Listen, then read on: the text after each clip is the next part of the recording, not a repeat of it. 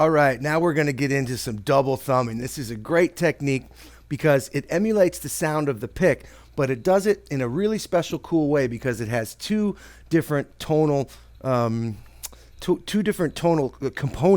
The downstroke is with the thumb, with the soft side of your thumb, the skin side, and the upstroke is with the fingernail. So that gives it the click side. So you get two different tones. When you mix them together, it gives this great groove. I'll play it for you, and then we'll break it down.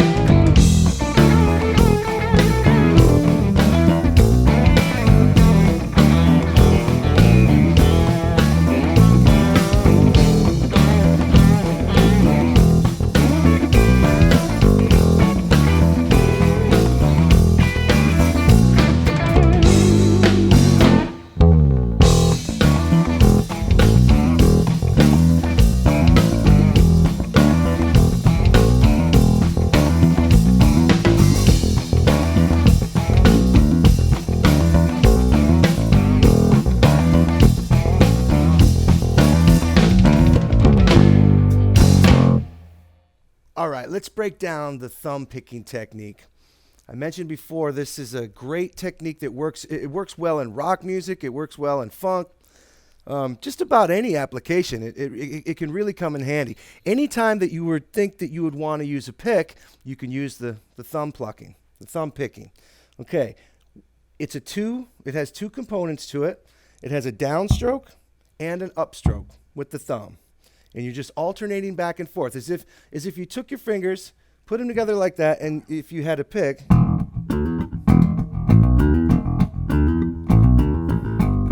right? Okay, but you're going to do it all with the thumb.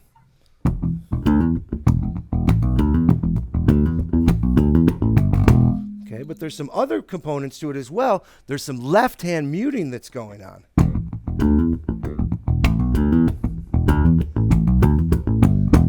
So you're not letting the notes just be all open and everything ringing all over the place. It's not like... It's more tight. It's more controlled.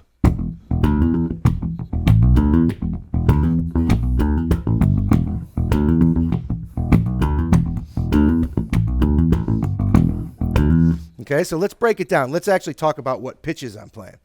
Key of E starts with a down and an up, and followed by a hammer-on from the D to the E.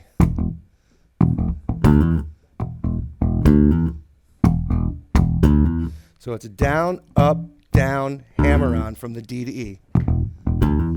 Okay? And then a series of hammer-ons, 2 in a row, from the A to the B and the D to the E. That's the first little segment.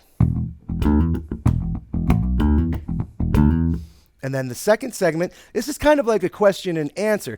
Oftentimes when we're making these bass lines, it's like you ask a question and then you answer it. It's like phrasing within the bass line. So this bass line is a perfect example of it. We're starting with. And then we answer with.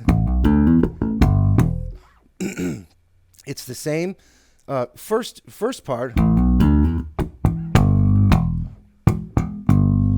but there's two ghosted notes, a downstroke that's ghosted and an upstroke that's ghosted.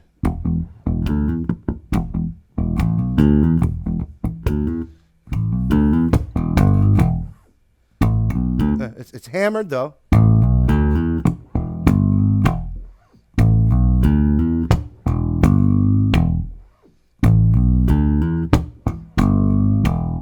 And that's the whole thing.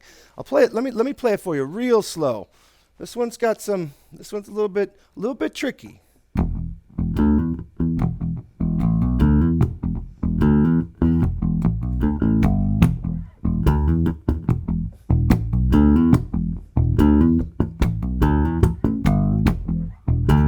And remember to choke those notes, make them short. They need to have some duration, not real short, but don't let them just go wild. Don't let them just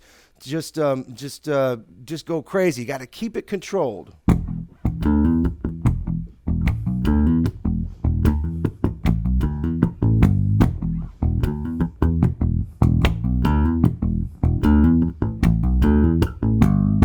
And then the only other little section in this play along is a descending little series of hits, chromatically coming down from G, F sharp, F, and then there's a great glissando.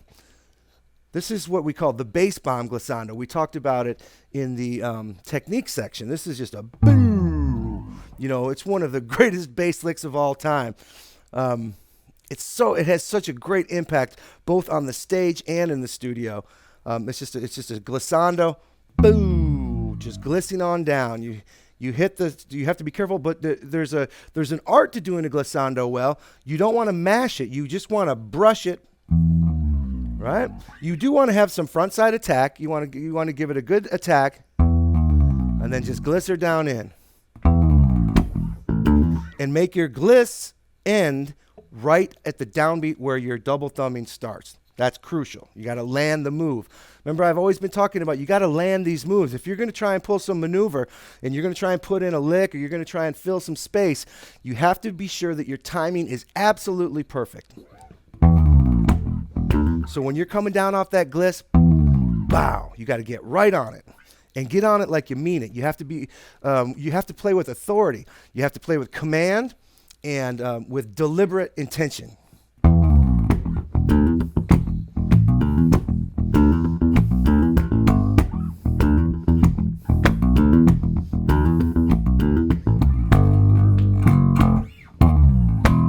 So there you have it. There's a great exercise for the double thumbing.